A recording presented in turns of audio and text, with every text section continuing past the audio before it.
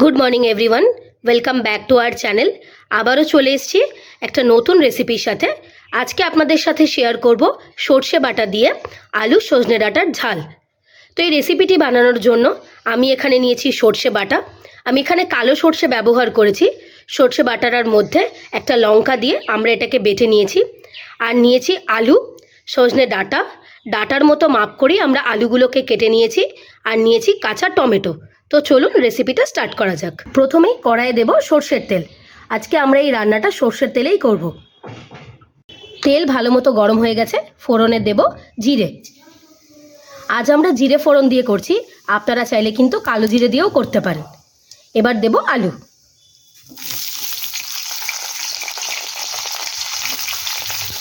তেলের সাথে আলুটাকে খুব ভালো করে মিশিয়ে নেব।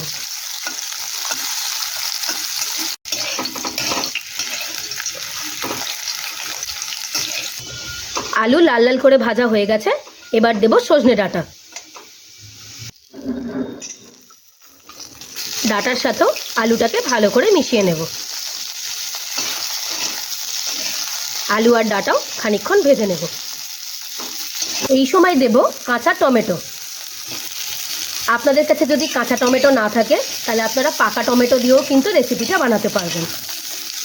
আবারও কাঁচা টমেটোর সাথে আলু আর ডাঁটাটাকে মিশিয়ে নেব। দেব পরিমাণ মতো হলুদ, দেব স্বাদ মতো লবণ।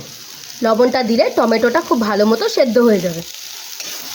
আবারও লবণ হলুদের সাথে ভালো করে মিশিয়ে নেব। আলু আর ডাঁটা ভালো মতো ভাজা হয়ে গেছে। এই সময় দেব আগে থেকে বেটে রাখা সর্ষে বাটার জলটা। প্রথমেই সর্ষে ব্যবহার করব না, ভালো করে জলের সাথে মিশিয়ে নেব। ঝোল ভালো মতো ফুটে গেছে। এবার এটাকে খানিকক্ষণের জন্য চাপা দিয়ে রাখবো। ঢাকাটা খুলে মিডিলে আর একবার ভালো করে নাড়িয়ে দিয়েছি। আবারও চাপা দিয়ে দিলাম। আলু আর ডাঁটা ভালো মতো সেদ্ধ হয়ে গেছে। এবার দেব আগে থেকে বেটে রাখা সর্ষে বাটাটা। সর্ষে বাটার সাথে ভালো করে মিশিয়ে নেব।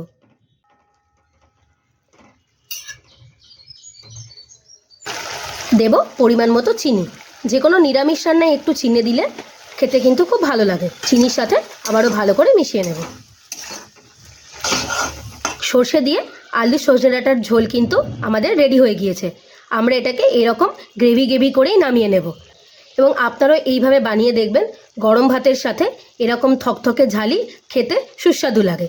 তো এবার এটাকে আমরা একটা পাত্রে ঢেলে নেব। আমরা একটা পাত্রে ঢেলে নিলাম। গরমের দিনে এই সমস্ত রান্নাগুলোই কিন্তু খেতে বড্ড সুস্বাদু লাগে। তৈরি হয়ে গেল সর্ষে দিয়ে আলু সজনে ডাঁটার ঝাল। গরমের দিনে কার কার এই রকম রেসিপি খেতে ভালো লাগে অবশ্যই আমাকে কমেন্ট করে জানাবেন। রেসিপিটি ভালো লেগে থাকলে অবশ্যই একটা লাইক করে দেবেন। আপনারা যদি আমার চ্যানেলে নতুন হয়ে থাকেন, চ্যানেলটিকে প্লিজ সাবস্ক্রাইব করে দেওয়ার অনুরোধ রইল। আর সাবস্ক্রাইব করে দেওয়ার পরে পাশে থাকা বেল নোটিফিকেশানটি অবশ্যই ক্লিক করে দেবেন, যাতে আমি যখনই কোনো নতুন রেসিপি আপলোড করব তার নোটিফিকেশান সবার প্রথমেই আপনাদের কাছে পৌঁছে যায়।